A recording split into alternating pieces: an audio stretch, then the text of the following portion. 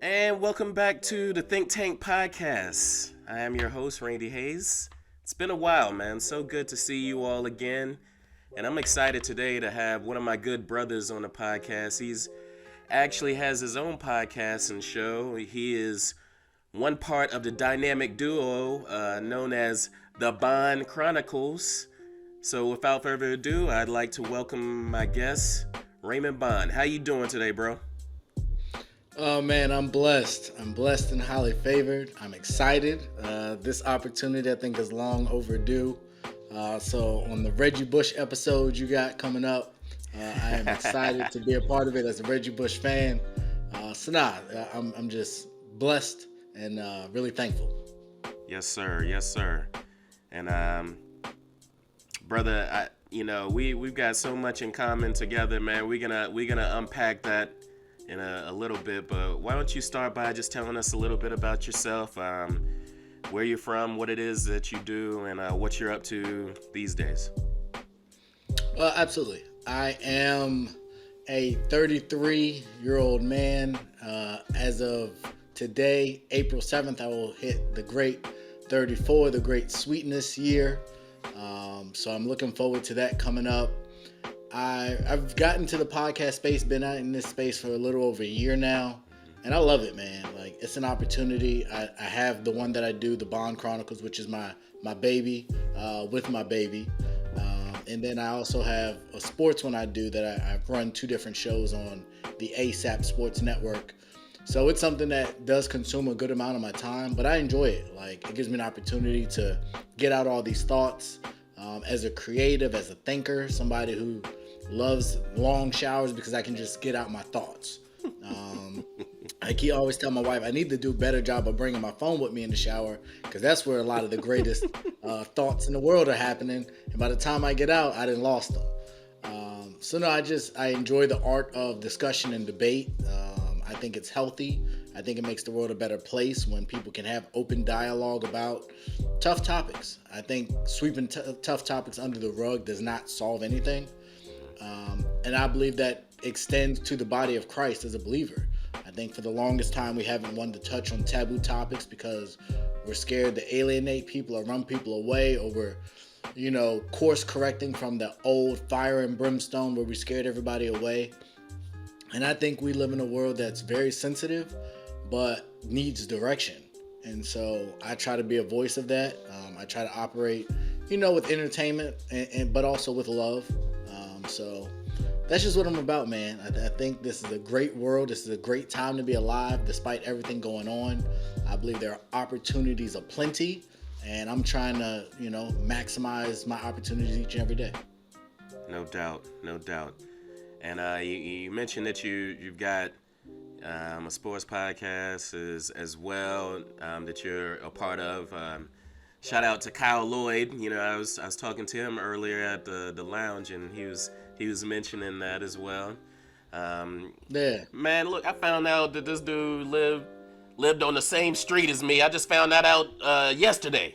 This dude lived on the same street, man. Hampton Oaks running deep, man. What's up? I don't know how we haven't crossed paths, because me and Kyle used to shoot ball right across the street from your house all the time. Obviously, we got a little older. They took the rims down, but my engagement party was in that clubhouse. Like, I've been in that environment since the 4th grade. So it's just wild that we lived on literally the same street the most of our lives and didn't cross until much, much later. I think I didn't meet you till Devin? Devin? Yeah, Devin, and through Lifeway and through church. But it's really wild that. And then I worked with Kyle's sister, Corbin, at PDS in Stafford. Yeah. And she has a podcast as well. I don't remember the name of it. But it's just a small world. We've known each other for 10 years now. Yes, indeed. Something man. like that. Yeah. And we never knew that we lived right down the street from each other growing up. Crazy, man. Yeah. But we have a lot of people in common, man. You know what I'm saying? I'm good friends with your cuz. Shout out to Mike Elliott as well. You know what I'm saying? My man. Yes, sir. Yes, indeed, man. And then, of course, Jeremy and all them. So yeah, man, it's a small world. I think it's the age gap difference, man. So, You know what I'm saying? I just turned 39 this year, so my prime years at Hampton Oaks Courts, and of course they took the rims down. I think my senior year or something like that. I don't remember when it was they took the rims down, but it was somewhere around there. They were saying we were being a little too rowdy or whatever. You know how that goes. You know how they accused us of some different things. Yeah. But anyway, man, so glad you could join us on the podcast. And as you've mentioned, the church. For those of y'all don't know, Raymond and I both, another thing we have in common was preaching the gospel. And yes, sir. It's so funny. One time, Raymond was invited out to he was invited out to a revival that we had, and we had a little misunderstanding. You know what I'm saying? There was a little misunderstanding on, who's gonna preach and whatnot. And he had his sermons prepared, and I had my sermons prepared. So you know what happened? The church got a double dose of sermons on both of those nights. We worked through it, man, and it's so awesome how his messages were lining up with mine and vice versa and whatnot, man. And I always appreciate the energy he's had, through the example and what I'm saying, other things that we got going on. And now we're in this space together, man. And dealing with podcasts. We both married with kids now, man. You gotta. He look similar to the podcast. You know what I'm saying? He lapped me with the kids too, man. You know what I'm saying? That was not by design. Trust me. his family blew up, man. You have a set of twins. You have a sweet daughter as well, and you and Robin recently had a Kobe baby, right? We did. Kobe's he'll be 3 months on April 8th. April 8th. And he was born at what time? 8:24 p.m. I was like, ain't no way, man. Ain't no way, but that's God. There's video evidence, there's picture evidence. I didn't make it up, I promise y'all. That's cool, man. So how's the fam doing? The fam's doing good? Fam is good. Daughter's in school. We got played because she had the Fine Arts Festival, and they almost made me go up to the school and act away because her art teacher said her stuff would be on display. Mm-hmm. So we went over to Brook Point to see, and her stuff went on display. And then the art teacher wasn't even there to give an account as to why. So we found out later that she said there was 1,000 things that were submitted. So, oops. So I let it slide this time, but she's doing pretty good in school. She's a great reader. This new math. Oh, God. This COVID world has made me a teacher when I hadn't had to teach in a long time. And so the way I do things is a little different from the way they do things. Mm-hmm. The twins, now that this mask mandate has been lifted, sickness then came in the house twice now, so they didn't have the snotty noses. But they are growing so fast. I was playing with them today, man, and they're like up to my waist. And I'm not tall. That's but they're crazy. two and a half. I'm like, yeah, y'all are like little people. Like it's just something to see. And then you know what they say? They say when you have another kid or when another kid's coming, they making room. They gotta grow fast and make room. So they was making room. They did that. Kobe the boy eats like never ending. I hope it slows down by the time he get older and eat real food. Oh, I'm gonna need a second job to keep these kids in here fed, because Courtney don't eat a ton, but the boys will eat. If you distract them, they won't eat. But when they hungry, they come down 7:30 in the morning. Cereal. I want more. It's all gone. Need more. All right, I got you. So it's cool, man. There's no handbook for parenthood, and you just kind of figure it out. I will say I'm a lot more patient with Kobe's crying and Kobe than I was with the two boys, because one, it was two at a time, but also like I hadn't experienced that in my life. I grew up an only child. Yeah. I hadn't changed a diaper until they was born. My. So it was quite a culture shock, to say the least. But I've learned to love it, man. And now we just spend time together. They're my boys. They're my little fellas, my little men. No doubt. Well, I'm glad you had mentioned, that situation with Courtney, and I hate to tell you, but you've experienced it. It's gonna be the first of many times where it's part of our calling, especially for us being, parents who are actually involved in our kids' lives, to step up and stand up for our kids. I used to be embarrassed by my parents, when they would do the parent-teacher conferences and all that stuff. But now, when I'm in those shoes, I realize I'm like, hey, man, I can't have anybody, trying to play me and my kids and whatnot. So, I'm saying big ups to you on that, and keep fighting that good fight. I've got to ask you, man, with all that you have going on in your family right now, how do you find balance to get that done, the podcast done, the work and everything, man? Man, I can't even explain it. I'm not gonna lie to you, especially since I've gone back to work after Kobe was born. I typically am not laying down till 1 or 2, just because he be up. Yeah. And if he up, she up. And if we're in the same room, they up, so we up. And then work comes calling, so 7:55, the alarm goes off. I'm downstairs by 8. If I make it to 7:55, because my daughter sometimes catches the bus. Well, she catches the bus, so usually I might got to get up, make sure she's good. Then the boys are big enough now, even though the crib's as low as it can go, they climb out as much as they want. So they'll come knocking on the door at any given time. Or you hear them banging stuff because they're boys. Then it's work 8 to 4:30. There's meetings. I supervise people, so I'm dealing with customers. I got customers right now trying to email the CEO, wanting callbacks, like just they're going crazy. People got life issues, health issues, so you balance that. My wife be with Kobe majority of the time, so then the boys be down here. They need to be fed. They need to be changed. I haven't been diligent enough on the potty training thing, and that's on me. But we getting there.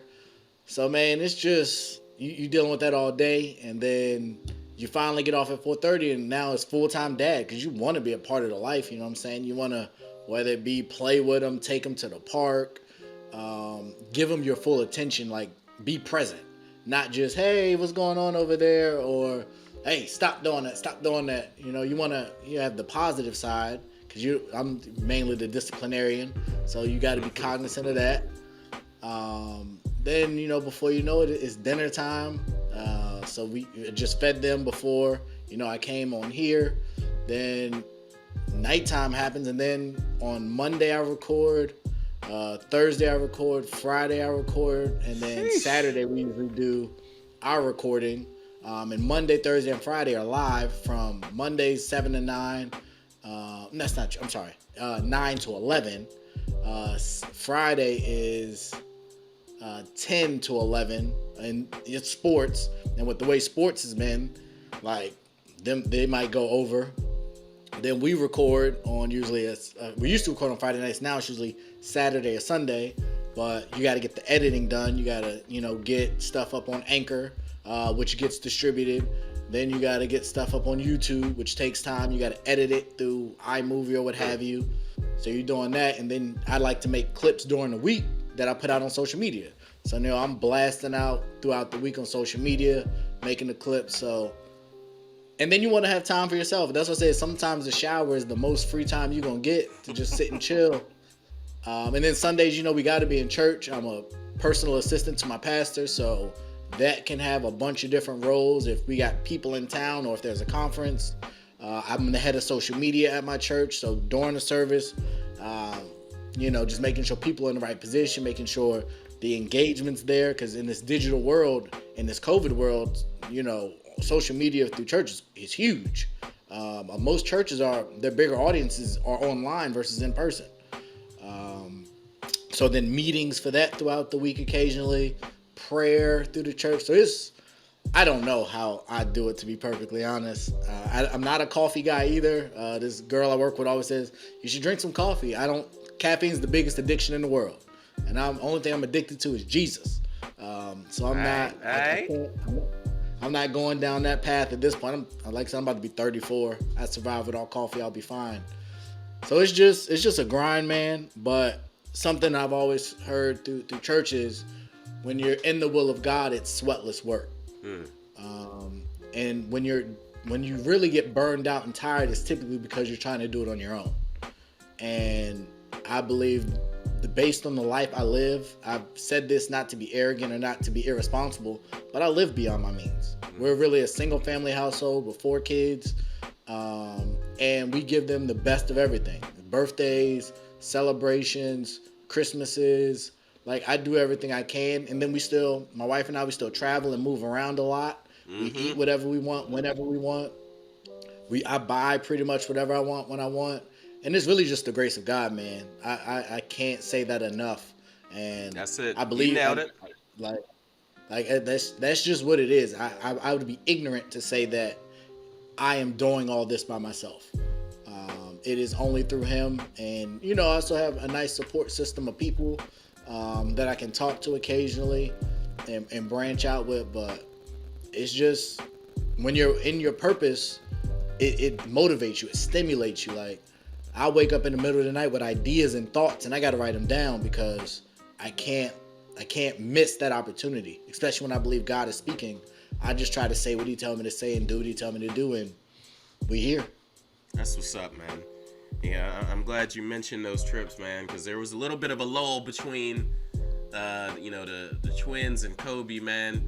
And, I would see, you and Robin getting the date nights in, and y'all taking y'all's trips, getting flued out places and stuff. And I was like, what's up, Toya? What's your excuse, man? This man got, this going on in the house. So he making it happen. What's up? So, I appreciate how you found that balance and, continue to be intentional in finding that time for you and the wife. And I pray that you continue to do that, even with the +1 edition is just a few months old now, man. So keep up that good work, bro. So let's talk about the Bond Chronicles, man. How did that come about, and what inspires the content for that? The world. The world is really what happened. The world shut down. My wife and I, we talk. I love the art of debate. I like talking. I typically find myself to be kind of on an island when it comes to topics, willing to say things that maybe aren't not like inappropriate, but just not the norm. Like, if my opinion aligns with the norm, I gotta check that opinion and say, is this really how I feel? Because more often than not, I believe the masses be wrong. And so I like to have those conversations. I like thought-provoking conversations. I like people to think. And so as her and I, would be in the house a lot, we would just talk about stuff. And the more we talked about stuff, the more it was like, I wonder what other people think of this stuff we saying. Because we would, be on opposite sides of the fence. And we watched it. Like, I follow the Joe Budden podcast for a while. Yep. And so I've seen what they've done. And then Shannon Sharp started a podcast, and I watched a lot of his content. I can't remember the name of it right now. Got Drink Champs. Club Chase. Drink Champs. I followed them a little bit more so. Obviously, the Ye interview was big. Yep. But there's just a lot of different people that were in the space. And I'm like, not to be arrogant, but like, I can do that. Mm-hmm. Like, I can have those conversations. And then you do your research, you figure out it doesn't take a lot of money to necessarily start it. It does take time to learn it. Like, there's definitely a science to it. If there's anybody thinking about joining a podcast, there is some upfront cost, but it's a science to it. And then, like I said, we drop every Monday at noon. So really where we get the content is we just look around the world. We look at pop culture. We look at social media. So I had to adjust who I follow on social media. So now I might be following a little bit more what media takeout. I don't know if that's still a thing, but Spiritual World's one, Shade Room's another, TMZ, and then just CNN. Like, the world will give you all the content you need. For sure. The real key is, can you give a unique enough take in a unique enough way that people will care about? Because we'll get to some topics here today that most people have talked about, but why do people want to listen to you talk about it? Right. So that has been an interesting dynamic. And then because we're a couple, we can talk about, relationships. We can talk about parenting. We can talk about being young. We can talk about being black. We can talk about church. Like, the world just gives you so much content. The key is, are you dedicated enough to keep producing it at a high level? No doubt. And that's really where it came from. And I can't tell you how many times we've been angry at each other, my wife and I, and then we got to go record, and it's like therapy. Like, we start laughing and joking on the pod once the camera come on, because we can't put that out in front of the people. Right. But by the end of the show, it's like, whatever we was mad about, we didn't laugh and joke. So what, you gonna go back to being mad now? Right. Like, That's we good now. So it's been a form of therapy in a lot of ways as well. Okay. Man, dealing with the internet, there's that phrase, the internet is undefeated. And you know what? I'm going to keep it real with you, man. I got this whole theory. You see it all the time on Facebook. Whenever there's any sort of tragedy or misstep or calamity, especially with like black folks, I can count on one of the three icons to be the laugh button. and some people might be thinking I read too much into it. I wish I could get some examples that come to mind right now. I think a good one is the Deshaun Watson situation. I know you talked about that in one of your most recent episodes, but people are very quick to speak to the allegations. They're very quick to form their opinions and judgments. But whenever there's some sort of failure or someone is suspended, who was that dude that got suspended for a year, the wide receiver from Atlanta? Calvin Ridley. Yeah, Calvin Ridley. So, you know what I'm saying? Like, there's this peanut gallery out there who just, thrives off of the misfortunes of others. It's so prevalent throughout our society, but in some cases you can tell that there's even like some racial undertones. I'm not gonna go all the way left there right now, but it's really a place that once you put yourself on the internet, you make yourself vulnerable to the opinions that people formulate about you. They're protected by their screen names, by their avatars, and most of them they may not have a life. Maybe they don't like how things are going in their life, and it's an opportunity for them to embolden themselves, to empower themselves to speak out on something when probably in a lot of their cases the stuff they're going through in their life is trash. But now they can be self-righteous. Now they can hold someone else more accountable than they even hold themselves.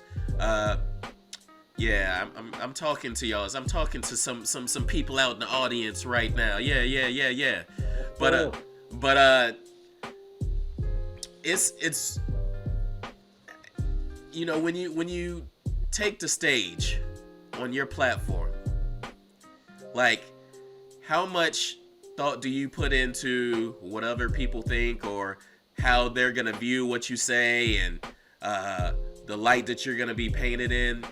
And for me, I had to box myself outside of a box, being an ordained minister who just happens to have some opinions, but align with folks who maybe don't have the same views as me theologically, or maybe don't have the same lifestyle choices as me, but I've never made enemies based off of, what people's viewpoints are. You know what I'm saying? Like, if you're a stand-up person, you know what I'm saying, I can get along with you, but I know religion has been quite a stumbling block for us in many instances. So how was it for you when you started to kind of push the envelope on certain issues? Did you get pushback? Was it something that you had to kind of fight through? How did you handle that, bro? So I've been, like I said, I've been countercultural, so to speak, a lot of my life. In my professional career, I've refused to cut corners and do things that I know could have advanced my career and benefited me monetarily. And I watched other people benefit. But my moral compass wouldn't allow me to do certain things, especially since I've been in sales most of my life. When it comes to people, and specifically people on the internet, I often am that person on the internet. Sometimes there's many times I go seeking confrontation to a certain extent. Okay, all right. And it's not meant to be like demeaning or malicious, but I just think there's a lot of dumb people in this world and a lot of closed-minded individuals. And typically I speak on topics that I am knowledgeable enough about. I don't just go talking crazy just to talk crazy. But when it comes to the platform, people have come to hear me talk and give my honest opinion. And so I'm going to give you the honest opinion. Now, my word choice is going to be done in such a way that I don't aim to offend, but I'm also going to make it very clear, like, if you live a lifestyle that I don't agree with, I'm not going to all of a sudden co-sign that lifestyle. If I think, white people are wilding on the issue, I'm going to tell you that white people is tripping. And when black people is tripping, I'm going to tell you black people is tripping. And so I'm just honest. Now, I try not to be demeaning, or like I said, I don't, even in like disagreements, I don't like name calling. Right. Once you start getting into name calling and trying to, attack people and take shots, now it's no longer a discussion. Now you're trying to verbally spar me, and I don't have time for that. Now, if you say my thought is dumb, okay, you can say my thought is dumb, but when you say I'm dumb, and then you start calling me B's and N-words and just derogatory names, okay, clearly I've won because you've lost the conversation topic, and now you're just throwing shots because you realize you lost and now you're grasping for straws. But two, that's unproductive. You're no longer listening to me. I'm not going to listen to you. So I just kind of take it with a grain of salt. I understand it comes with the territory. That is something that my wife has kind of had to deal with when we first got started, because she was like, and we don't want no trolls. And I said, no, we want trolls. Trolls drive views. So most of the stuff we hear about are people that are talking negatively about people. Kevin Samuels is Kevin Samuels because people have so many negative thoughts. When he was, counseling men and people didn't have negative thoughts, he wasn't Kevin Samuels. Joe Budden, Charlemagne, a lot of these people, these figures, Stephen A. Smith, Skip Bayless, your premier TV people have a ton of haters. Wendy Williams is another one. Like, that's why they're in those positions, but you got to be able to manage that. Right. You can't internalize it, and a lot of them will tell you, don't read the comments. Mm-hmm. I am, I guess, in a place where we don't get a ton of comments, but we've had some comments. Right. Some people have said some things, and I was like, oh, man, that's how you feel? And I mostly laugh about it. And occasionally, like I said, I'll respond. I enjoy the engagement. If you feel like some dude said, and I don't know if I can say this on your show, so if you got to edit it. Go ahead. But we had a thing on it said, I look like a dyke. And I was like, what do you mean? Like, me? Like, what are you talking about? We had a Kevin Samuels episode. Oh my goodness, I'm weak. We covered, and somebody said something about my wife, and then they was talking about, and like, she owned you and you need to stand up and you weak man. Oh wow. And I was just like, well, I didn't think that's how the conversation went at all. But, that's cool. If that's how you saw it, I'm always open to a different perspective. So I don't internalize it, man. I appreciate it, whether it's love, whether it's hate. I just need the views. I just need the subscribers. If you're going to tune in to hate on me like they did Floyd Mayweather. They made Floyd a really rich man. That's real. Betting against him. That's real. So I'm all for it. Okay. I'm all for it. That's what's up, man. You know, back to the peanut gallery for a moment, man. You know, those same folks that we're talking about. It's been around for a little while now, but it's only getting worse as time goes on. This whole cancel culture. Yeah. It seems like, you know, it's almost like a witch hunt, a daily witch hunt to find ways to cancel people.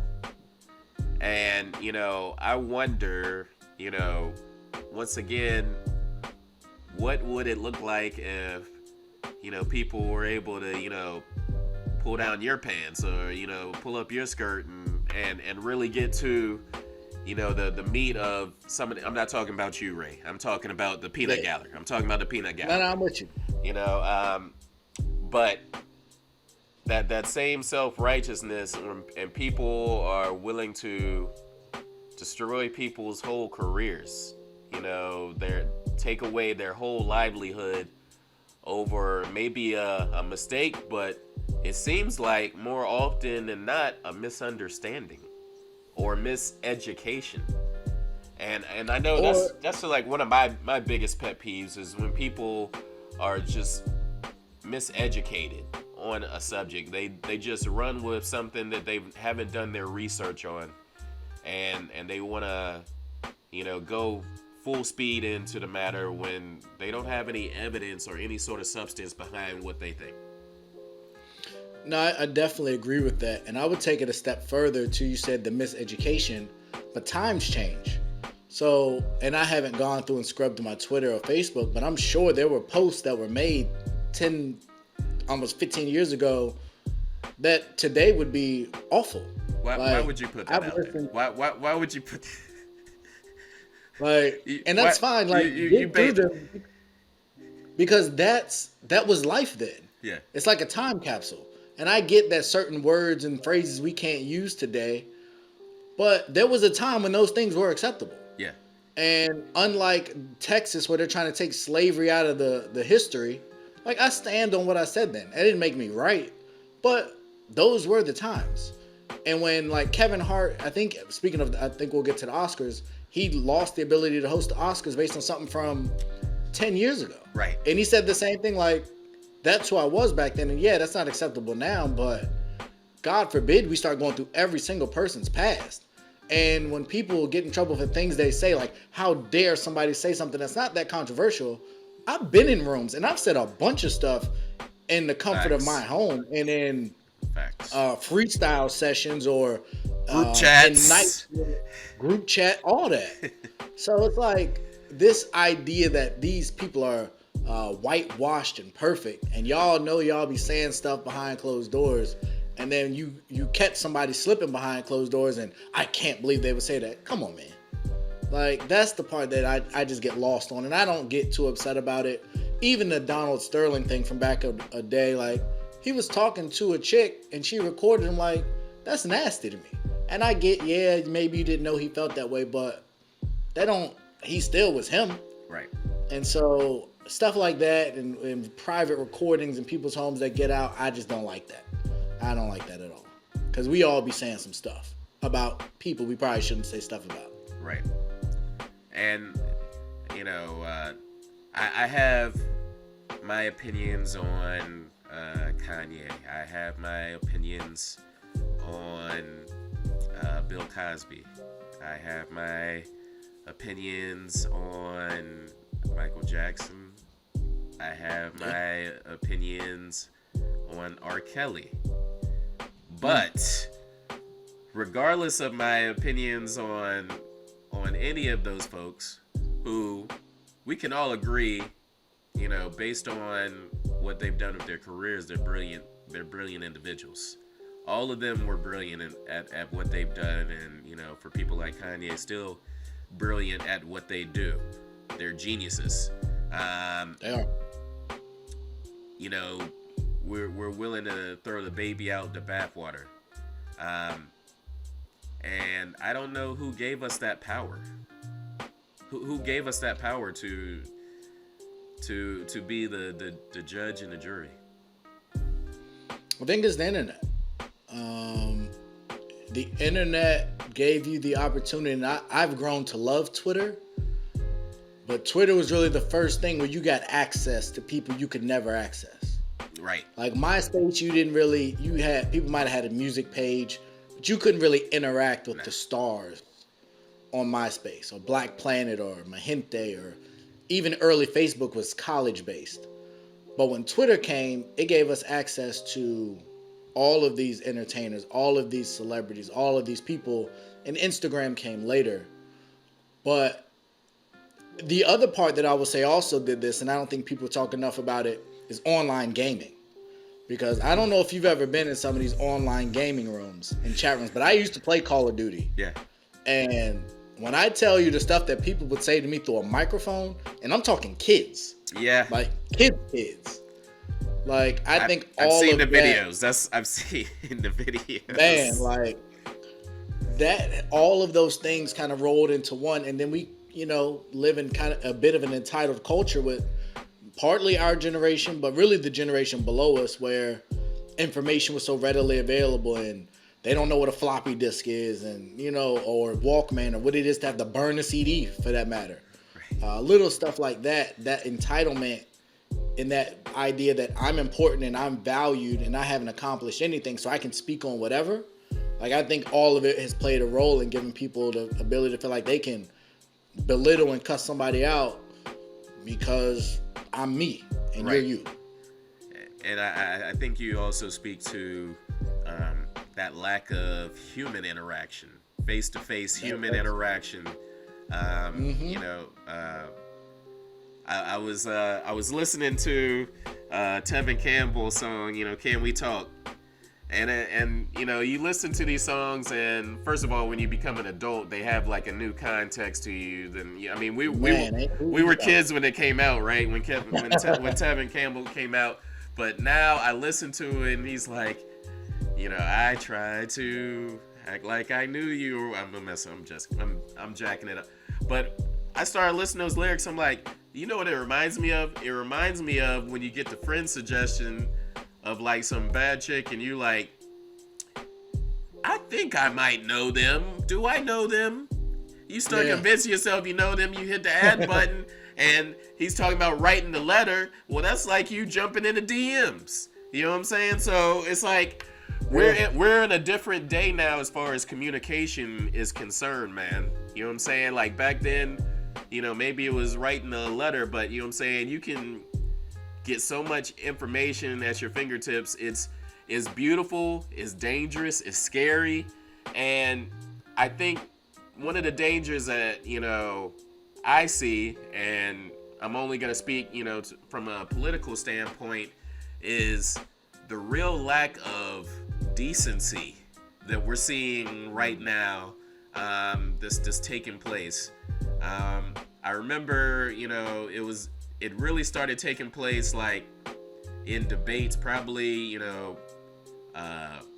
3 cycles ago. I remember, I think it was Mitt Romney was like making a comment about, the Navy has shrunk by, 400 fleets or something. And then Obama came back with, well, we also don't have horses and bayonets anymore. And people are like, oh, you know what I'm saying?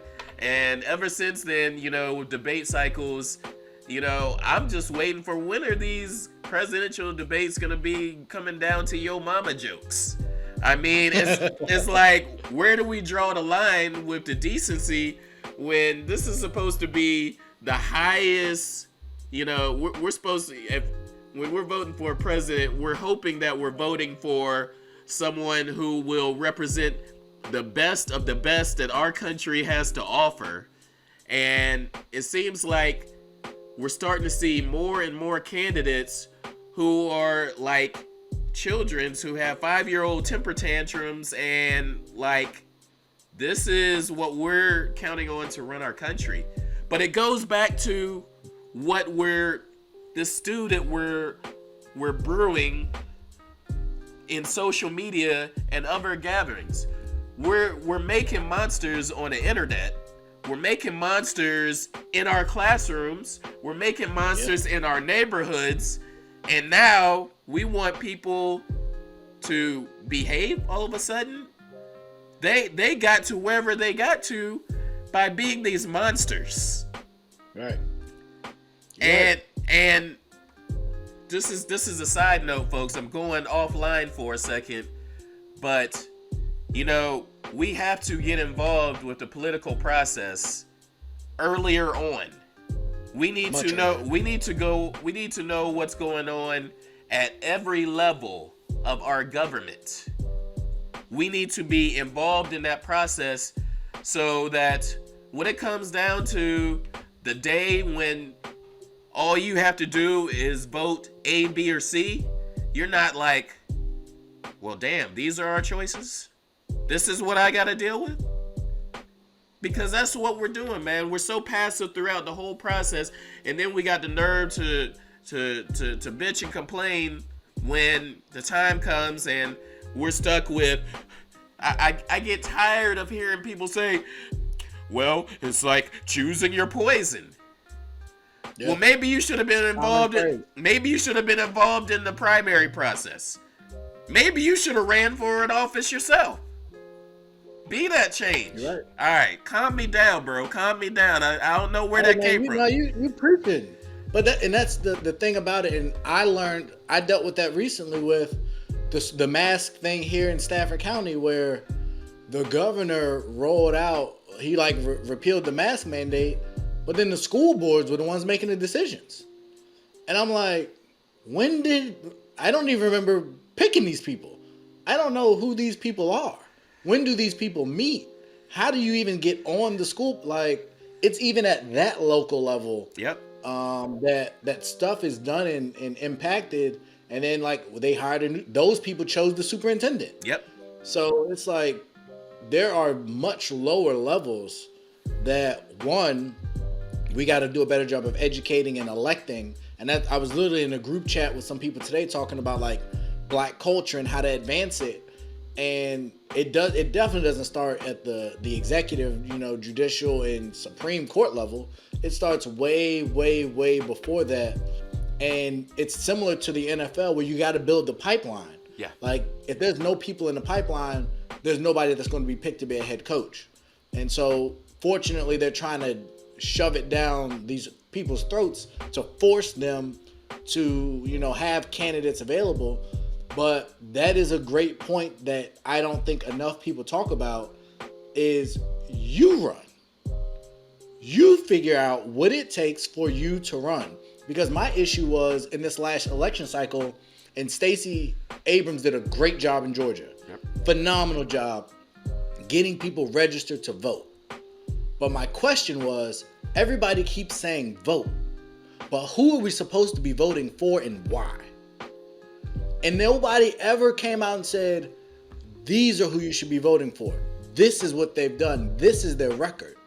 It was just anybody but Agent Orange and go vote. Yeah. And it's great that we got registered to vote, but now we got to take a huge step and start positioning and putting people, and a bunch of women and minorities got elected this last cycle. Yep. And now they're talking about this next election cycle, a whole lot of seats might be getting taken back because of the lack of performance. Right. So when we get diversity in there, they got to diversify and perform, because I see a lot of the same, even if the faces look different. Yes. And I look to get some folks who are actually in politics on the podcast, whether Trayon White, you hear me? Joshua Cole, you hear me? You know what I'm saying? I look to get some folks on the podcast to talk about the political aspect, because one of my favorite Broadway shows. I don't watch a lot of Broadway shows, but is Hamilton. And I love it because it takes a deep dive into navigating politics. People have no idea how the sausage is made. You know what I'm saying? Politics is the least black and white thing ever. You know what I'm saying? It's a lot of give and take. You scratch my back. It's a dog eat dog world. You know what I'm saying? So people, when they expect certain things, they have not the slightest clue on what it all takes to actually get things done. You know what I'm saying? So that could be a whole nother topic. So one of y'all brothers, y'all please return my messages, and I look forward to getting y'all on the podcast. But let's do it. Let's go, gentlemen. Yes, sir. Hey, man. There's so much more that we want to talk about. I got myself hyped, man. But do you have time for us to take a quick break, man, and then we can dive into some of those issues, because we got to talk about our boy Kanye and yes, sir. the Jeen-Yuhs documentary, and also that slap hurled around the world, right? Yes, sir. Hey, let's man. do it. I got time. I've set the kids up. They are good. The wife is good. So I'm here with you, man. I'm here as long as you need me, and we're gonna unpack whatever we need to unpack, and this is gonna be great. So hey, man, let's do it. I'm not gonna keep you here all night, but thank you so much for that, brother. So when we come back, we're gonna have more from my man Ray. We're gonna talk about some more issues. So y'all do us a favor and stay tuned. Don't wake up when it's too late. They might think that you hate me. I'ma get it in while you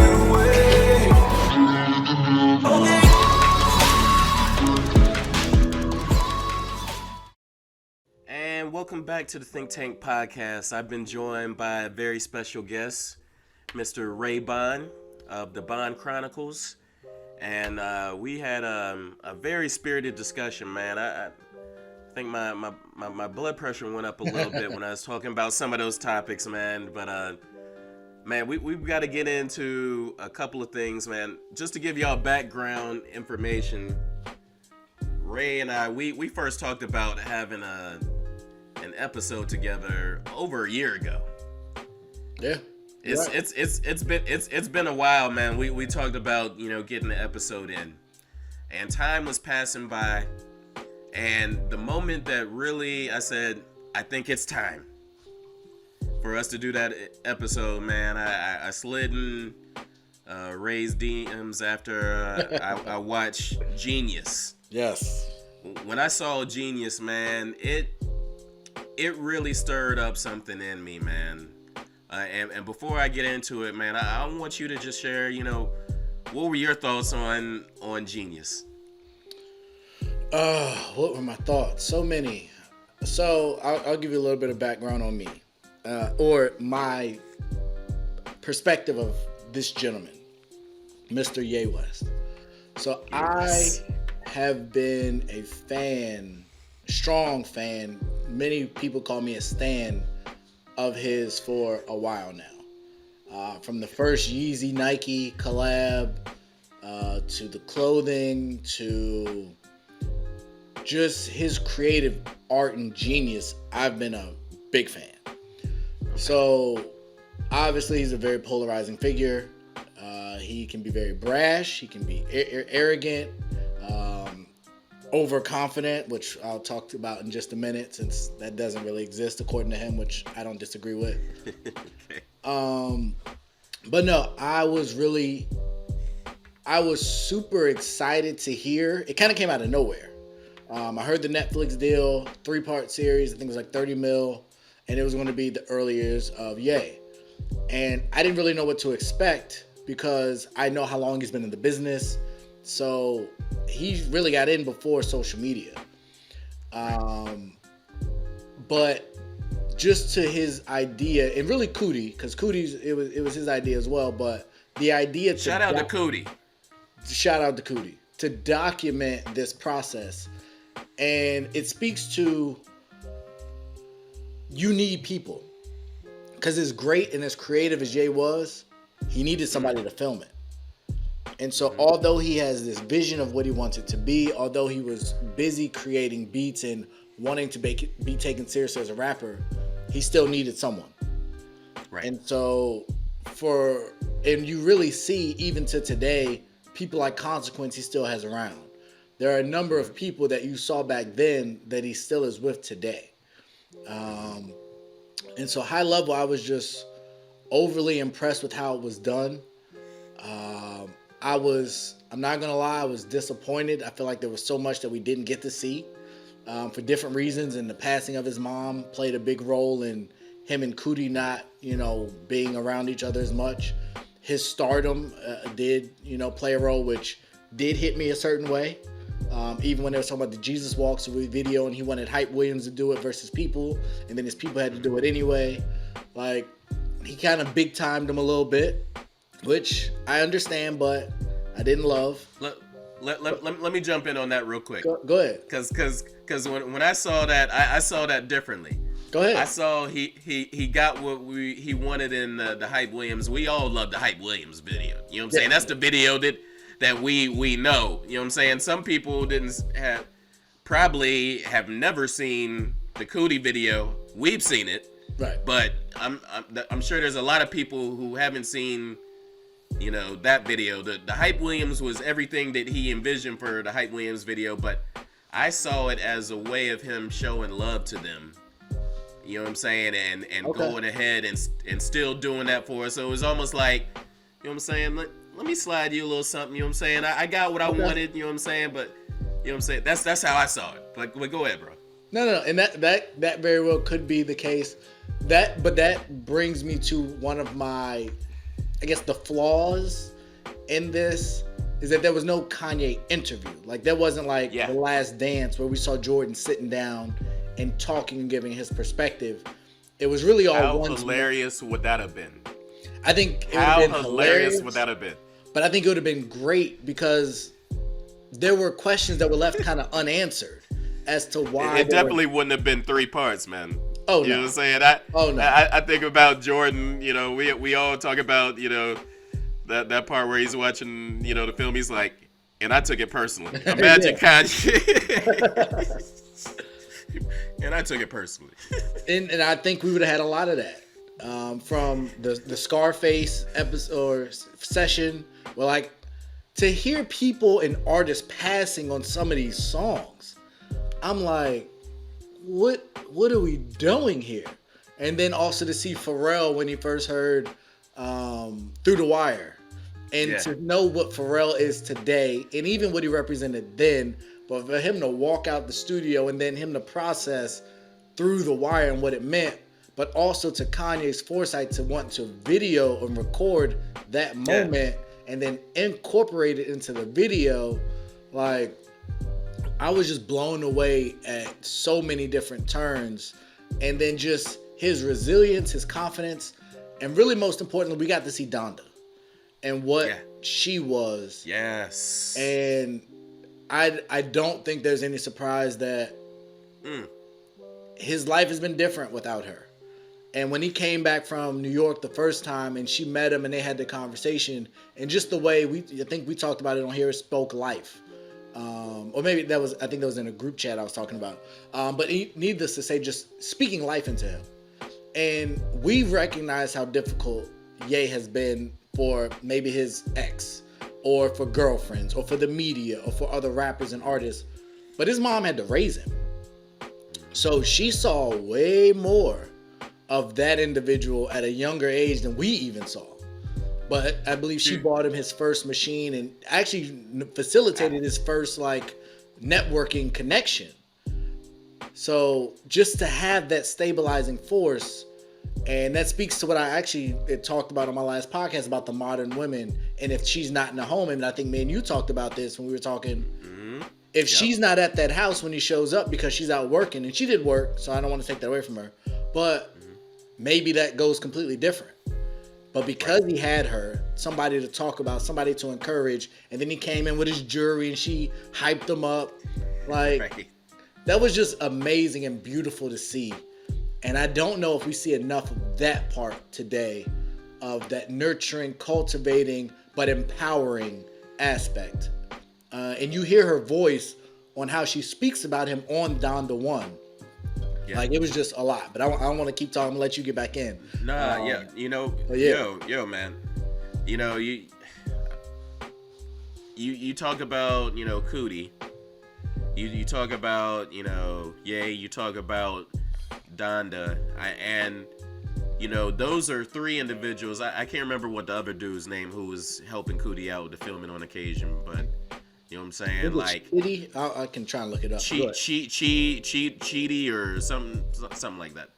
But they were, Cootie. Obviously, I would love for every person to have a friend that believes in you, like Cootie did that. I mean, no one in their right mind would document for that long.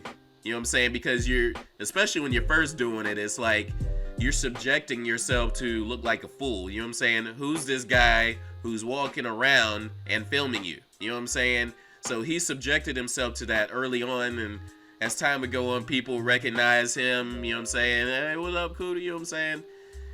But the insight he had to believe in his man like that, because he left home too. Yeah, he took that same leap of faith.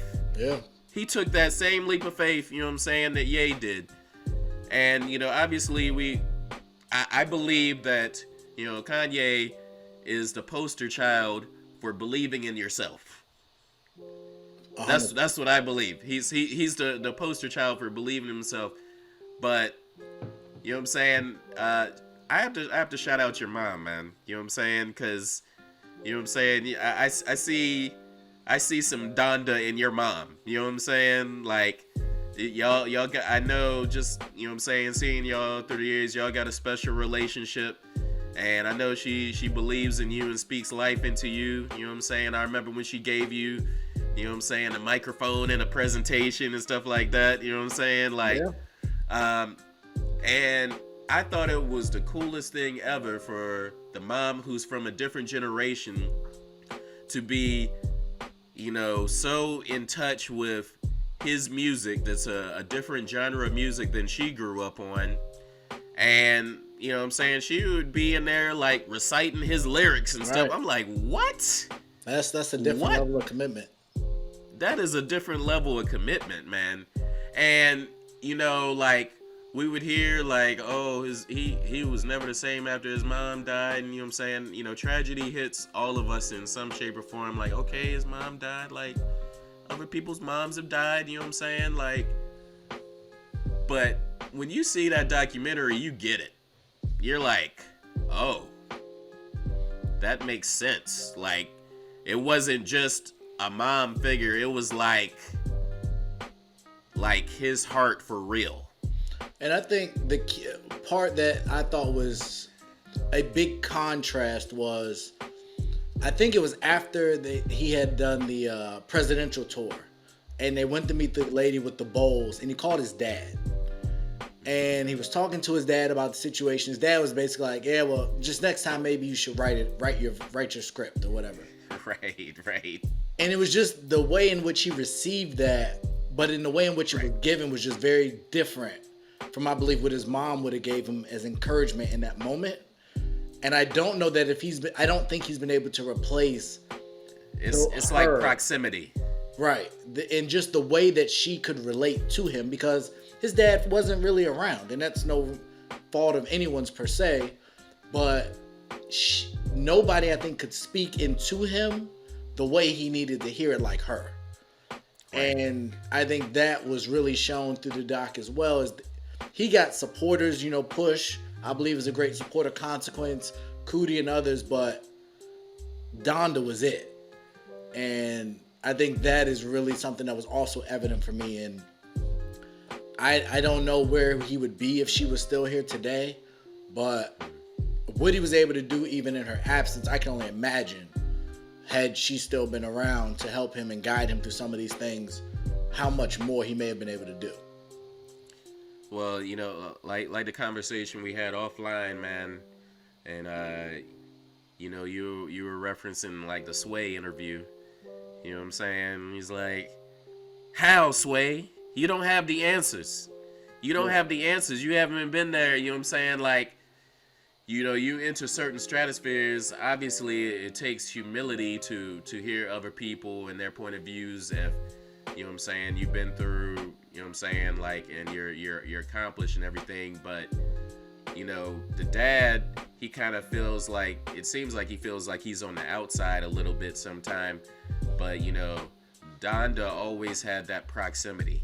Yeah. You know what I'm saying?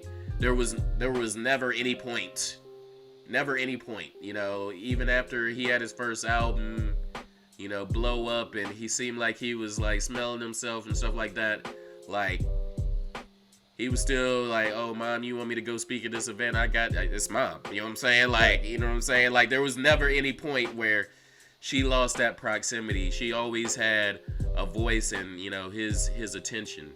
Yeah, for sure. Let me ask you, so you mentioned, you know, your influence with, you know, Kanye. And I tell you what, man, you know, people's definitions of being real, the definition of being real has always been kind of polarizing in our community and, you know, the hip hop culture and whatnot. But I think that one of the things that, you know, Kanye did when he came along is he allowed, you know, real to have a different meaning. You know what I'm saying? Like, for those of us who grew up on, you know, Nas and Tupac and Biggie and Wu-Tang and stuff like that, you know, real was always about, you know, being hardcore and stuff like that. And, you know, Kanye entered a stratosphere like none other from a different standpoint. Of course, you know, you talk about, you know, some of his predecessors who he kind of pooped on the Drink Champs, you know what I'm saying? He pooped on the backpack community and whatnot, but, you know, shout out to, you know, to Lib and Mos. But he gave a completely different feel to being real and being authentic. You know what I'm saying? When he said, man, I promise, I'm so self-conscious. You know what I'm saying? He kicked off a song like that, and you know what I'm saying? And he starts talking about like some real life issues that everyone can relate to. You know what I'm saying? You don't have to have any bodies on you, or, you know what I'm saying, done any hard time for them to relate to. And I think that's part of the thing that made him so lovable. But then, you know what I'm saying, and of course he had the Jesus walks, and then he started doing, you know, the 808, and, you know what I'm saying, then he started getting into Pablo, and et cetera, and, you know, some of us were like, come back, Kanye. You know what I'm saying? Like, at some point when he went off on a deep end, was there ever a point where you were like, all right, come back, Kanye? I gotta know this from the stand. Was there ever a point where you were like, all right, come back, Kanye? So I will say this. Around the time, and we talked about The Example, around that time, I sat down a lot of pretty much all secular music. So that was around the time, I think, maybe right around 808s. Yep. And no, I wasn't the biggest 808s fan. I have gone back and listened to it, and it's a lot better. Oh, you gotta love Lockdown. You gotta love Lockdown. But yeah. There's a bunch of big smashes, and just it's a put together album. But from there through almost up until almost Jesus is King, and even Kids See Ghosts, I didn't really get super involved in secular music. Right. So I was out on a lot of it. I think the Black Album might have been around that time. Maybe Blueprint 3, something like that. But I distanced myself from it. I stopped downloading it.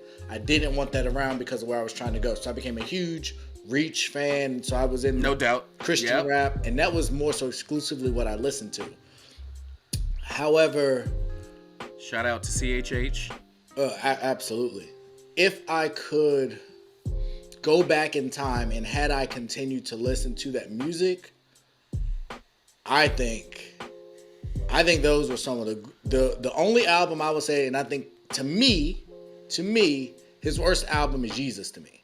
That album is just not it's not it for me. He says it's one of his favorites because it's different.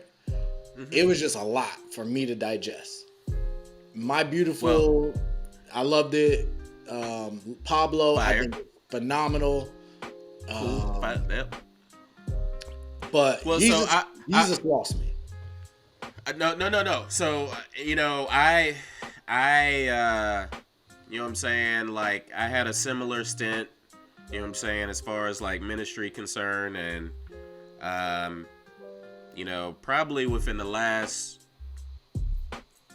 4 years, you know what I'm saying, have I really gotten, you know what I'm saying, back into like listening to secular music myself, you know what I'm saying? But, you know, I have Apple Music and I've, you know, downloaded into the Matrix and got caught up on all that. But you were still able to see like the things in the media. You know what I'm saying? Like the stuff going on in the media. Was there ever a point where you're like, come back? So I didn't. And I'll be perfectly honest with you. The Amber Rose phase, I think, was a phase. I didn't hate that Kanye. I was never a huge... Before they started going through their issues, I've been a Kim Kardashian fan for a long time. I respected the business model. Everybody knows how she started. I get it. But there's a whole lot of people on OnlyFans and other sites that ain't become Kim. So I respected the grind and the hustle. I don't watch Keeping Up with the Kardashians. I probably never will. But Hey, yeah. I just think he's been one of those people that I think has been an easy target because he views the world different. And I think that's why I align with him and Joe Budden. Yes. Okay. No Those doubt. are two people that I have supported really throughout their entire careers despite all of the drama. Because I, for whatever reason, when I hear them speak on issues, it resonates and makes sense to me. When everyone else says they're crazy and they're dumb and they tear stuff up and they mess everything up and they need to be committed, I see the genius in it. And I agree with it. So I can't say that there was a time when he was saying or doing anything. I didn't like the campaign, the way that rolled out. I thought what he said, because I watched the actual campaign, I think it was in South Carolina. I thought what he said was great. The abortion conversation, the concepts and ideas that he came up with and was thinking through, I thought were great. You agree with his daddy though? No, I don't. I think he should have written. They should have maybe written it. That raw emotion, I think, is what we need more of. Okay. We don't need these puppets that are standing up there saying all the catchphrases, which is why we got Donald Trump in office. Because he didn't write a bunch of stuff and he would say whatever he felt. And I think if we had more people that actually had a passion for what they were doing versus a passion for the benefits of it, I think he would get in office and do what he believes is right. And so, no, when he got on there and he was talking, he was going back and forth with the girl in the audience, he wanted her to, okay, no, let her talk. I want to hear your heart and I'm going to share my heart. And the reason I feel this way about abortion is because we had a situation where I wanted to abort my daughter. And it breaks my heart that I even thought that. But I did. So I get it. So I want to provide $1 million or whatever, I forget the number it is, to women who might feel like because of financial reasons, I don't want to keep my kid. Right. So I thought, and then his idea that people are going to kill him, I agree. When you're that countercultural, that is a risk. Yeah. But the optics of you up there and a bulletproof vest isn't the best. That could have been better done. Okay. But I supported and we don't have to go there because it's your platform and I don't want people to cancel you. But the slave comment, I've gotten into it with a bunch of people about that too. And I think it's closed-minded people that don't think through the fact that we want Harriet Tubman on the $20 bill, but Harriet Tubman made a choice. Right. So if you're telling me slavery was not a choice, but then we're celebrating Harriet Tubman, that doesn't make sense to me. Which one is it?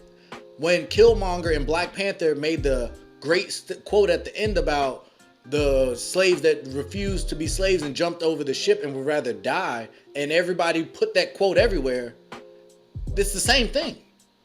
They made a choice. You think that, you know, the context is they made a choice to not run away and to continue to be slaves. They did. Now, Okay. the context here, because this is where I don't want to piss too many people off. Although No. That's good to hear, because I you know, I think that a lot of people, when they hear, you know what I'm saying, that slavery was a choice from him, you know, because he didn't have time to explain himself. A lot of people think that they're saying that, you know, it was something that you signed up for. You know what I'm saying? Yeah, that you're like, yeah, but you know what I'm saying? They had a choice to, you know what I'm saying, run away or fight for it, or that. I can feel you on that, but go ahead, continue. And so even to that point, I don't want people to belittle and think like it was an easy choice, because running away had severe consequences. I'm not making light of that at all. But the statement. Shout out to Nat Turner. Shout out to Nat Turner. And many others, the abolitionists, and everybody, the Underground Railroad. Not Coretta Scott King, Lord help me. Rosa Parks made a choice. Yep. And that day she said, I'm fed up. I'm sick of it. And so we highlight all these people for the choices they made. But then when he says these actions came with a choice, because a bunch of people didn't make the choice that Rosa Parks did. But that's why we were in the situation we're in. A lot of people didn't want to make the decisions that Fred Hampton made. And it cost him his life at a very, very young age. So you know what, man? Listen, viewers out there. I want y'all to hear this. This is a great example of, you know, listening for understanding.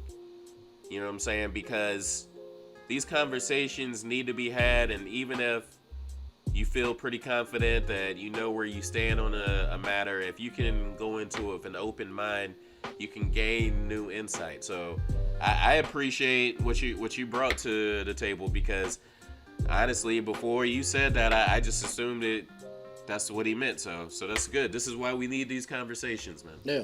And the same thing he's talked about recently with the Black Future Month, where, and my daughter's going through it, or went through it, you know, with February being Black History Month. And we continue to rehearse and rehash the same miserable history of Black people in this country.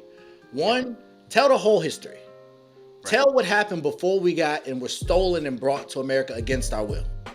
Right. Because Black people were kings and queens. And we had wealth. And we had land. Tell the truth. If we're going to talk Black history, talk all Black history. Not just best mathematicians and architects and right.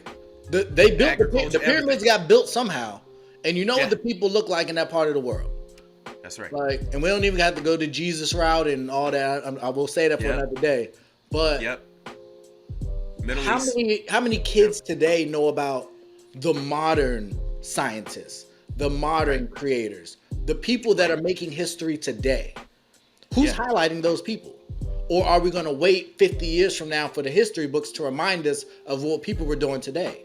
Why not celebrate them today? Why not bring attention to them today?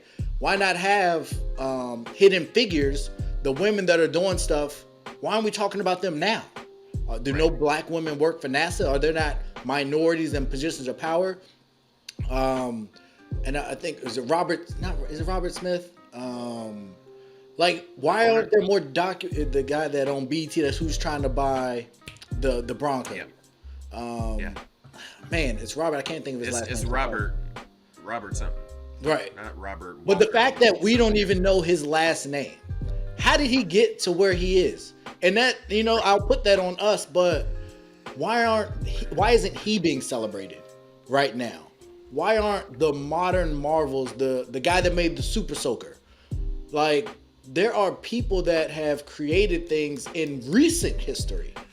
But only time you talk about Black history, we still going back to slave time. We get as far as Martin Luther King and by any means Malcolm X and them killing Malcolm X because he was this vicious individual. Right. That's not true. Not true. And the reason they killed Martin Luther King is because they started to align more in their views, but we don't talk about that part. We talk about Martin Luther King. Same thing, all of that. Even gangs and how gangs started. Like, Yep. it's all a negative connotation. And then we'll talk about Rodney King being beat up, and then how we tore apart Watts. But we don't view the Boston Tea Party the same way. We're not controlling the narrative like it should be. And that, to me, we is the can't problem. count on anyone else to dictate that narrative. It's on us. It's on us to dictate that narrative. You know, another example, June's supposed to be Black Music Month, I believe. You know what I'm saying? I think Like, Hip Hop Month is, I think it is June. And then they gave something else in November. And I said Father's Day is just out of here. Because, oh no, Hip Hop Month is in November, but Juneteenth is now a federal holiday. So we got Juneteenth. I don't know if it's an LGBT month, but there's some other stuff going on in June. So Father's Day is just out of here. Like, right. Good luck, fathers, in getting any support, because all the sales are now going to be Juneteenth sales or some other sale. But yes. Not a Juneteenth sale. Okay. Well, you know, And it's Byron Allen. back- I apologize. It's Byron Allen. Byron Allen's someone else, but Robert is the guy who, you know, started BET. I can't remember his last name because he was also Bob. That's where Charlotte Bobcats came from. He was, you know, one of the owners of the Bobcats after BET. Yeah. So, I did appreciate the Kanye documentary, and it was something that really put a spark in me to believe in myself and to really sell out more so for the things that I'm passionate and the things that are driving me. It allowed me to, I watched the last episode and took an inventory of, you know, my life and, you know, the things that were assets in my life, and was I being a good steward of those things. So all in all, I agree that it was a great documentary, and I also agree that it would have been great to have Kanye speaking on it as well, man. We got to talk about this slap heard around the world, man. We got to do it. we got to do it, man. The slap heard around the world, man. So, how'd you find out about the slap? Twitter. I had it going. I don't really watch award shows too much because I don't really care about them, to be honest. I've talked about that on my podcast a couple times. Award shows aren't really built for us. And I'm not going to watch the Grammys because of what they've done to Ye, and we don't have to go down that route either. So I was on Twitter, and it was actually a sports betting person. So I follow some people that bet, that like are gambling gurus. And he said something about Will Smith. And I was like, what? And then he fired off like 3 tweets. And so I was like, what the heck's happening? So then very, very quickly, the clip was uploaded. I think it was like a Chinese place that uploaded the one that had the actual audio after they cut the audio. And I was like, oh my God. But yeah, Twitter told me. That's where I get most of my news from anyways. I get all my news from really Twitter because it's usually the most honest. Granted, social media is not always the best, but Twitter, you can find some stuff on Twitter. How about you? I think I didn't have my phone with me in real time when it took place. So I pick up my phone, I'm on the Facebook timeline, and CNN is showing like a freeze frame shot of I'm sorry, we're laughing. It's a unfortunate event. I think it is. Most people can agree it's an unfortunate event, and as bad as I want to make Dave Chappelle joke about, what did the 5 fingers say to the face? I'm not gonna do it. Look it up. Do so. Please do so.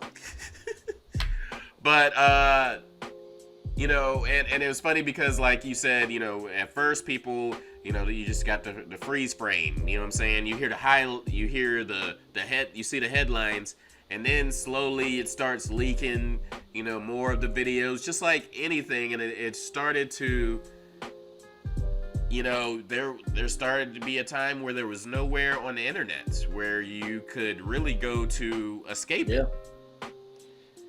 It So broke the internet, as they say. one of the most recent, posts, if you look on the Think Tank IG page, I did a post from a clip from the movie, King Richard, and it was a powerful scene from that movie. And as we mentioned about Ye and some other folks, Will Smith is a genius at what he does, man. We're not gonna deny that. I mean, the guy has successfully lived 2 careers, arguably better than anyone else that we know. You know what I'm saying? Like he did his thing with rap, and then he went to the TV. the silver screen. Then he went to the big screen. Yeah. And now he's known as, one of the top actors, most sought after actors.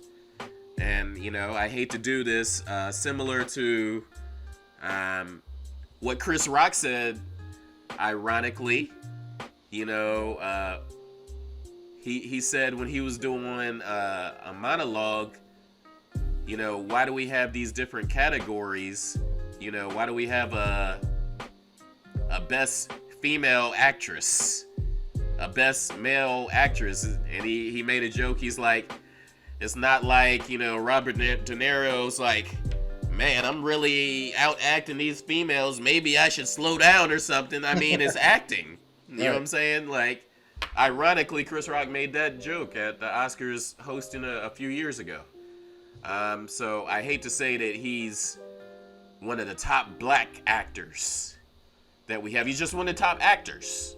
100%. That we have in the industry. And it's been well documented, some of the calamity that he has in his relationship with his wife.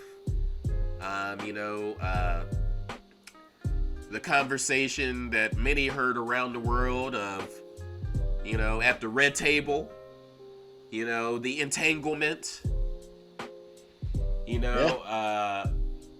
he's been the butt of jokes for many years in the hip hop community because, Will Smith's thing was he always kept his music clean. He did. You know what I'm saying? Like all of his rap albums, you could buy them at Sam Goody. You didn't have to go to Walmart to buy them. And I'm taking it back on you. I don't know if you know that reference I'm making right there. I do. But there was a time, because I remember the first time I bought Wu-Tang's Triumph album, I was hyped. But I got it from Walmart, and I didn't know at the time that Walmart wasn't selling the version where they were cussing in it. So every time they were cussing, you heard the swarm of bees, and you know what I'm saying? Like, it just ruined the whole album. You know what I'm saying? You just heard bees swarming the whole time. But you never had to worry about that with a Will Smith album. I remember there was a lyric that Eminem said in one of his songs. He said, Will Smith doesn't have to cuss to sell records, but I do, so F you and F him too. Yeah. It's been something his wholesome image, you know what I'm saying, has been the butt of jokes. The relationship that Jada had with Tupac was the butt of jokes. Still does. Okay, and yeah, I mean, Will even mentioned in his book, he said that he always, hated that he didn't measure up to Tupac in Jada's eyes. It was something that he resented. And I mean, so there's a Michael Jordan crying meme, and there's a Will Smith crying meme. Yes, there is. And it's like, for all this dude has accomplished, man, he's been so disrespected. He's been, and this is just my opinion, he's been emasculated in his own household. For sure. And never got the love, and it sure as the heck never seemed like that was a safe place for him, his own household. And I think if it was on him that night, if it was just purely on him, that would have never taken place. But kind of at the urging of the countenance, I got to use a biblical word, the countenance, I like it. Or the demeanor of his spouse, he had to step in and do something. Did he take it too far is the question that many pose. The answer is very simple. I don't know. What would I have done in that situation? The answer is very simple. I don't know.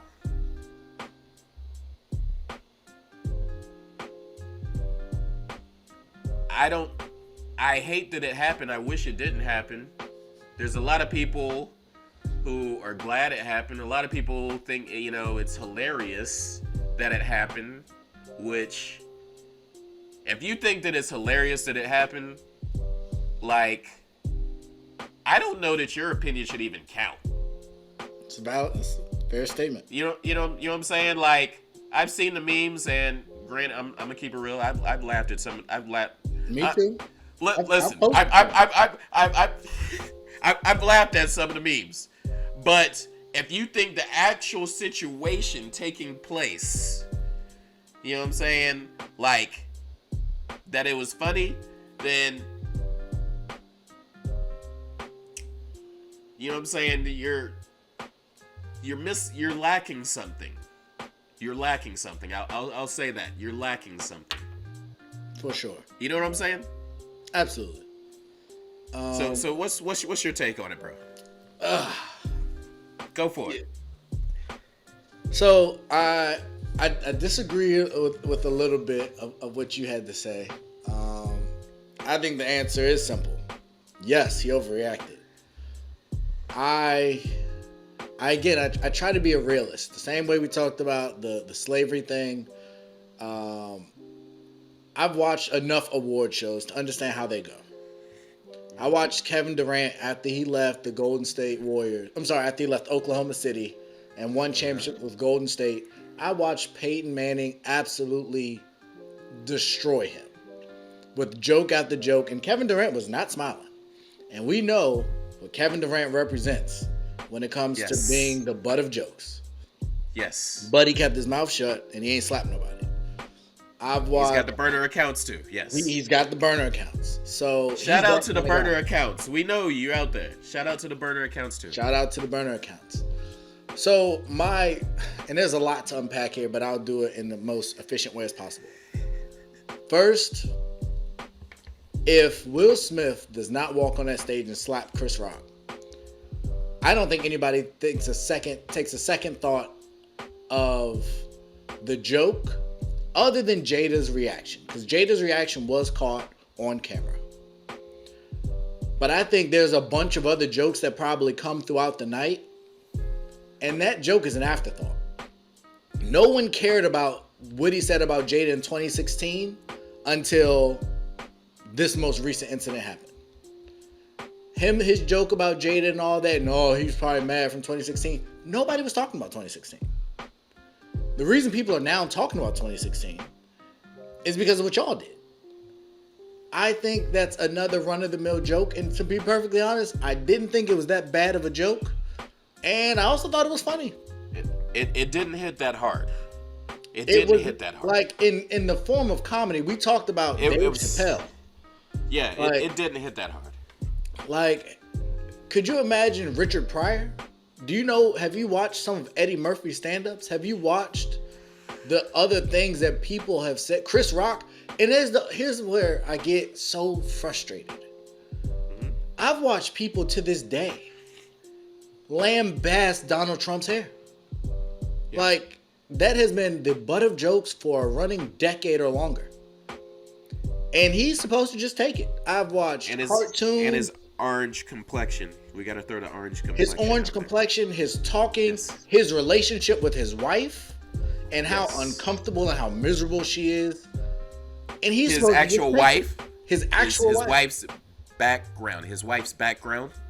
Oh, his wife's background. There you go. There's another one. Yep.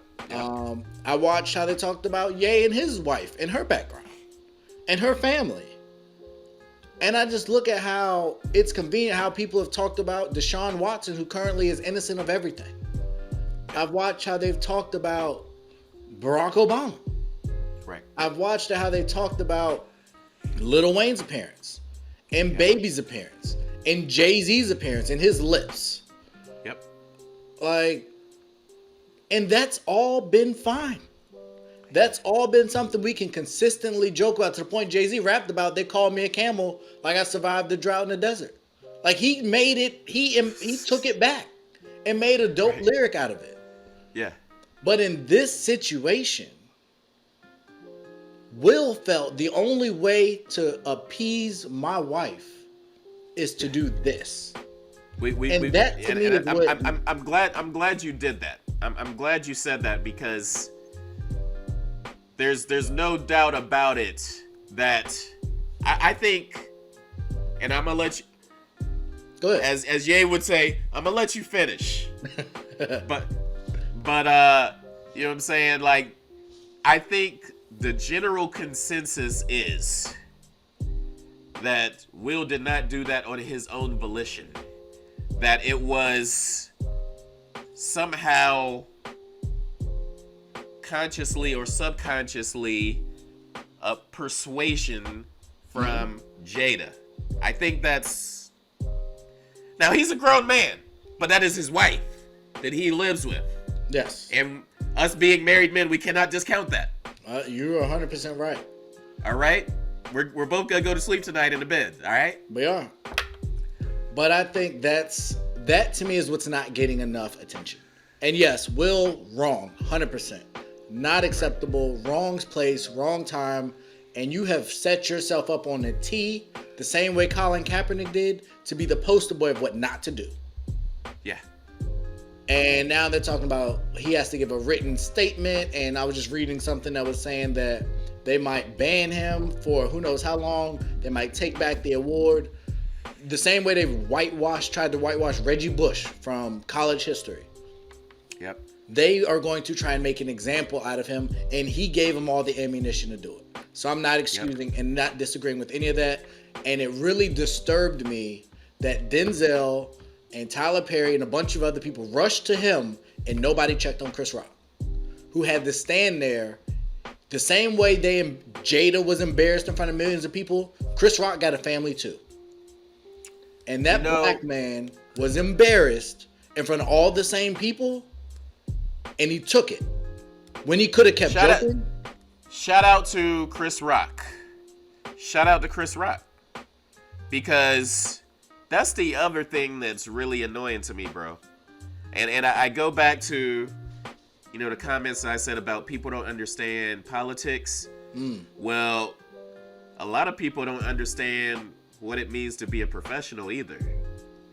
You know what I'm saying? Like, once that slap connected, like, I'm gonna tell you how much I thought about this, bro. I thought about it like I'm actually looking through Chris Rock's eyes, and I see Will coming towards me, and Will slaps the mess out of me. I'm like, I probably don't even feel it in the moment because I'm in shock. Yeah. But when commercial break hits, I'm like, yo. But Chris Rock held all the cards in his hands at that point on how this was gonna go. He did. He held all, like, Chris Rock is the only thing that kept it from going from being the Oscars to the Source Hip Hop Awards. He's the only thing. Because if they scrapping and now you got all these people storming the stage trying to break it up, yo, it could have been so much worse. And part of what the Academy has come out and said is, allegedly, they asked Will to leave.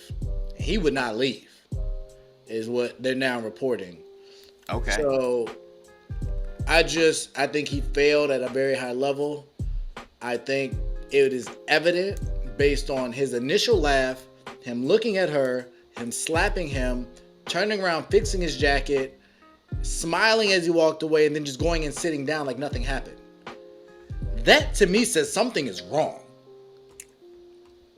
Bro, I've talked about on the Think Tank podcast in a number of episodes. I've emphasized like mental health, and I've let people know that, you know, I myself, I've been dealing with mental health for, you know, a couple of years now. Like, prior to like 3 years ago, I didn't know that mental health was a thing. But I've, you know, come to realize that it is a thing and it is an important thing. And I've, you know, taken a step back from ministry to work on that. And, you know, I myself can very personally relate to, like, how someone can snap. You know what I'm saying? And not being right. And that's not to discount it. That's not to make it okay. But, you know, we need to have more conversations around, like, you know, maybe you should watch that video instead of, you know what I'm saying, just watching it and saying, like, he's not right, he's wrong. You know, if I was Chris, I'd have did this.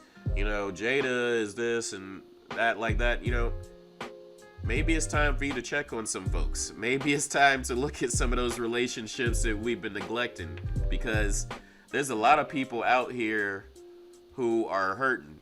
You know what I'm saying? There's a lot of people who represent either Will, Jada, or Chris in this situation. Yeah. You know what I'm saying? Whether you're that toxic person who, you know, is a master manipulator, or, you know, is whatever the case is, like, or you've been the person who has been humiliated in the present, the person who has dished out the joke and had repercussions for it. Yeah. Because let me keep it real with you too. I literally have conversations with my son, because my son's got a smart mouth. And I'm like, bro, there's going to be times, you know what I'm saying, your smart mouth's going to get you in trouble. It's going to write a check that you can't cash. Yeah, that's real. You know what I'm saying? I've had my butt whooped by, you know what I'm saying, talking mess and not backing it up. You know what I'm saying? So we all can relate to something, and it probably triggers us all in different ways, but it's done a number on us identifying where we are in the matter. Right. But we all need to do a better job of being decent human beings. And that's it. Let's take up the offering at that time. It's time to take up the offering now. But real quick, because I don't want to lose the point that I wanted to get to, because I don't want to put this all on Will. The really, really unfortunate part, and I didn't even know this until I think the other day, based on when this drops, was Steph Curry and Shaq won an Oscar for the documentary they did on the first woman basketball player to be drafted in the NBA. I didn't even know that they won that Oscar. I didn't know they were up for that Oscar. Questlove, people have talked about his documentary. Shout out Questlove. And the speech, and that's why, you know, Chris Rock was up there. But that to me, Even that's a God moment. Even that's a God thing. it is. Even that's a God thing, because you know what I'm saying? If Questlove wasn't up for that, Chris might have not had the restraint that he did have in that moment. He's like, yo, I gotta present my man Quest up next. Let me get through this. And I can get through this moment, I can get through the rest of this. But that's a God moment, because Chris is tight with go ahead, bro. Shout out to Steph, shout out to Shaq. Yeah. Shout out to Samuel L. Jackson, who won his first Oscar. And it wasn't televised. That's where I was going next. Yep. That's where I was going next. It was an honorary Oscar. But it was just such a night of black excellence that now has a black cloud over it. And all of this falls to me at the feet of Jada. Her reaction, her actions up to this point leading to his insecurity is what prompted this reaction. And to me, the really, really telling piece in all this, and I keep hearing this protect black women thing, and we don't have to go there. Yeah. But black women are the least protected group. When I look in the mirror, I don't see a bunch of people protecting black men. Ever. Bing bong. Bing bong. And I know that's not a popular discussion to have. But I've yet to see that. And in this moment, I haven't seen it a ton for either man. And by and large, I've heard a lot of jokes at Chris, which he's going to have to live with for the rest of his life, because he did the right thing. Yeah. He did the right thing. And now he's going to be the butt of jokes and a punchline for who knows how long. But all of this stems from Jada. And what's the most telling to me is, while Will has been just a lame duck getting just beaten down by all forms and everybody in interviews, and justifiably so. I'm not going to criticize Jim Carrey or Wanda Sykes or anybody that has come out that are comedians that will now have to potentially face these consequences. Their job security just changed because Will Smith has made it funny and popular and potentially cool to slap or assault a comedian because they start making jokes about you or a particular person. And that to me is very dangerous to that entity and to that environment. Because we as people, and we talked about earlier what people talk about in private. Yeah. We like the jokes about people. Yes. We like the jokes about people that are borderline across the line. Like, we enjoy that. So now that potential is going to be lost, which is really at the core of human nature. But more importantly, where's Jada? Where's Jada protecting Will now? Jada brought him on the red table talk and made him a meme for the rest of his life. Didn't protect him there. They watched that. They could have edited that out. They didn't. Where was Jada when she was posting all these letters and love letters to Tupac that continue to emasculate Will? And now, at his potentially lowest moment, the only thing you have to say is, now it's a time for healing. You causing the pain. You are causing the problem, and now you're gonna talk about now is the time for healing. I'm gonna tell you that's good. That's triggering to me. I mean, could you imagine being the person who hits the button on the atomic bomb and then being like, now's the time for healing? Let us pray for the families affected by the bomb I just dropped. Yeah. Like, are you kidding me? And that to me is what is most telling for me in this situation. All the stuff I've talked about is she is yet to publicly come out and defend him or support him. And he put his entire livelihood and career on the line for her. And she can't even put out a publicist statement thanking him for defending her. Even if she says, maybe I didn't like the way he did it, but he did it, and I cherish and appreciate that. We ain't got nothing. I don't want to come off as a Will Smith apologist. Hey, You know what I'm talk your saying? truth, Like man. the thing could have been a lot different.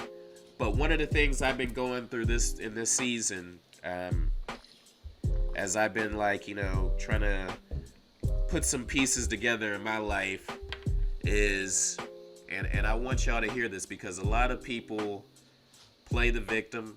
A lot of people, they kind of relish the role of being the victim. Maybe you're with an abusive partner, or maybe you're with a partner that's cheated on you, or maybe you're with a partner that's a narcissist, or maybe someone has wronged you in some way, and you carry this badge of honor of being the victim. But in a moment's time, you can go from being the good guy to the bad guy. An entire career can be lost in a moment. All right, we're gonna send around a special love offering. We're gonna send around that special love offering and get ready to do the benediction. Hey, All hearts and minds cleared. all hearts and minds are clear. Before we do that, brother, do us a favor, man. I hope y'all have enjoyed this conversation. I thoroughly have. I gotta bring him back as a special guest correspondent. You know what I'm saying? Whenever some of these hot topics, because I try to stay in my lane with the think tank. With the think tank, I try to talk about some things that we can do to build the community with special guests, and what does this guest bring to the table, because the think stands for time, hustle, knowledge, I was gonna say, show that integrity, and thing. kingdom. That's what it stands for now, but it originally stood for to help individuals network knowledge. Okay? So whereas I try to be very constructive in what I do, I very much appreciate the lane that my brother has, and I encourage y'all to check out what he's got going on with his podcast. So with that said, Ray, do us a favor and tell the people how they can follow you. Yes, absolutely. So, the Bond Chronicles podcast, we're everywhere. We are on Facebook. We have a Facebook group. Would love to have you. A lot of great content and information there. Instagram, I am Mr. Bond Chronicles. You see it there here on the screen. But we also do have the Facebook page as well, where we are The Bond Chronicles, or at The Bond Chronicles, exactly how it looks, all one word. We are on TikTok, same thing, The Bond Chronicles. Snapchat as well. And then you can find us on thebondchronicles.com. So we do have a website. Say that? You on the Snap too? What was that? Oh yeah. We cover all platforms at this time: TikTok, Snapchat, Twitter, Instagram, Facebook. We're everywhere. YouTube. Definitely subscribe to the channel. Like, share, and subscribe. Yes. Definitely do that. The Bond Chronicles there too. We keep it nice and consistent for you. And then, like I said, you can find other information on thebondchronicles.com. No doubt. So, and for me, I am at Mr. Bond Chronicles on Instagram. And that's, where I like to hang out, give you a lot of updates in pop culture and media, share a lot of things. And then Mr. Ray Bond on Twitter. You want some hot takes like you saw tonight? Just some honest feedback. I welcome discussion. Again, I love hearing different perspectives. So that's where we at. We everywhere, man. Just continue to cast a wide net. And hopefully God continues to bless us and give us a bunch of fish and we sink. Do one more thing, man. Shout out Reaction Apparel. Oh, absolutely. Reaction Apparel. That is the brand that makes the shirts. We do have shirts for sale. We do custom orders. As big as you need, birthday parties, family reunions, designing logos for different things. So definitely Reaction Apparel. Mrs. Bond Chronicles is running that, and go ahead. I know. Show that thing, man. Hey, man, this is the debut of the new T-shirt. So you know what I'm saying. You'll see it online before you see this podcast. But man, hey. Ain't it beautiful? It looks great, man. And I have the older. I think I got. Do I have the first model You that got came the out OG. the camo? Yeah, you got the OG. Yeah. So definitely go sir. support this great man that gave me the platform. I definitely appreciate it.